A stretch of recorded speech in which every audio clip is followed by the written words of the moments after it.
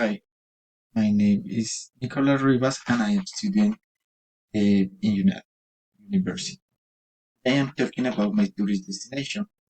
Question number one is, did you spend much money for your last trip? Was it a fair amount? I spent a lot of money on my last trip because it was a plane trip and it was in another country. However, I think it was a fair amount. The question number two, what was the most expensive place you visited in your city? The most expensive place I visited in my city was Andres DC restaurant because it is an expensive restaurant, but it is classified as a place that you must know. Question number three.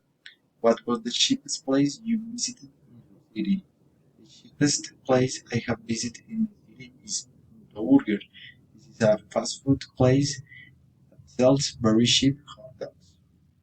Question number four. Have you ever met a new friend during a trip? How did it happen? Ever met someone during a trip? This happened when I traveled to Chile and stayed in a hostel.